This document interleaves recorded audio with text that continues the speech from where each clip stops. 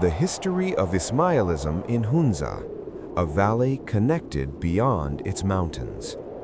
High in the Karakoram mountains, Hunza appears isolated, cut off by snowbound passes and towering peaks.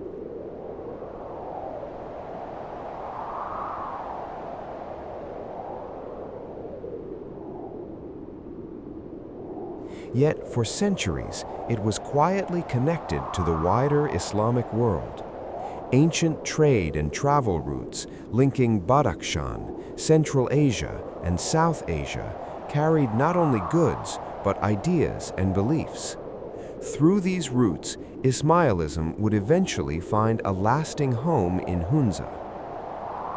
Early religious landscape, Shi'ism. Before the spread of Ismailism, the people of Hunza and Gilgit largely followed Shia. By around 1548 CE, Twelver Shi'ism had become firmly established in the region and remained dominant for nearly 3 centuries. During this period, Hunza maintained strong religious and cultural ties with Baltistan, reinforcing a shared Shia identity across the mountains. The first Ismaili influence. A quiet but historic shift occurred in the early 19th century during the reign of Mir Salim Khan II. Influenced by an Ismaili missionary from Badakhshan, known as Sayyid Shah Ardbil, the Mir privately accepted Ismailism. Due to political sensitivities, he practiced taqiyya, concealing his faith to preserve stability. Though unseen, his conversion marked the first decisive step toward religious transformation in Hunza. Early missionary efforts. After Mir Salim Khan II's death in 1823, his son Mir Ghazanfar Ali Khan sought to introduce Ismailism more openly. Missionaries from Badakhshan, including Sayyid Hussein Ardbil, were invited. Court politics and internal rivalries limited their success, but these early efforts prepared the ground for a deeper change that was yet to come. The decisive conversion of Hunza. The defining moment arrived in 1838 with the arrival of Sayyid Yaqut Shah, a seasoned Ismaili missionary whose family had long served the Ismaili imamate in Badakhshan.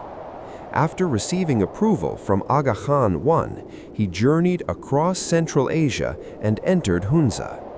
This time, history turned openly. Mir Ghazanfar Ali Khan publicly embraced Ismailism, followed by his court and the wider population.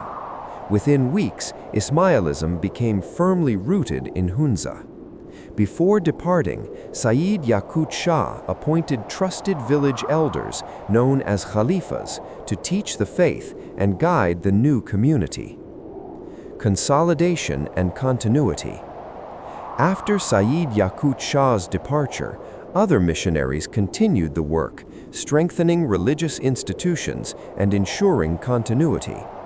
Ismailism spread peacefully and systematically, becoming deeply integrated into Hunza's social, moral, and spiritual life. Ismailism under the Hunza rulers. From the mid-19th century onward, Hunza remained under Ismaili rulers, and the faith became closely linked with governance, ethics, and communal organization. Even during external shocks, most notably the British invasion of Hunza in 1891, the Ismaili identity of the people remained strong and unified. The first visit of the Aga Khan to Hunza. A historic milestone came in the 20th century with the first visit of the Aga Khan to Hunza. This visit was deeply symbolic. For the Ismailis of Hunza, it was the first direct physical connection with their imam after generations of spiritual linkage through missionaries and tradition. The Aga Khan's visit reinforced unity, strengthened faith, and marked a transition from survival-based religious life to organized community development. It affirmed Hunza's place within the wider global Ismaili community. Contributions of the Aga Khan in Hunza. Following this visit, and especially under the leadership of Aga Khan IV, Hunza experienced profound transformation. The Aga Khan's contributions focused not on political control, but on human development, education, establishment of schools for boys and girls, dramatically raising literacy, healthcare, improved medical facilities and public health awareness, community institutions, strengthening local leadership, discipline and self-reliance, cultural preservation, restoration of heritage sites such as Baltit Fort, turning history into a shared cultural asset. These efforts reshaped Hunza into one of the most socially progressive regions in northern Pakistan. Ismailism in the modern era. With the end of princely rule and Hunza's integration into Pakistan in the mid-20th century, Ismaili institutions continued to guide society through peaceful adaptation. Emphasis remained on knowledge, service, and collective responsibility, helping Hunza move confidently into the modern world. Hunza today. Today, Hunza stands as one of the most prominent Ismaili regions in the world. The influence of Ismailism is visible not only in religious practice, but in social harmony, high literacy, gender inclusion, and community cohesion. The history of Ismailism in Hunza is not a story of conquest or force. It is a story of quiet faith, patient guidance, and enduring vision, a transformation shaped not by power, but by purpose.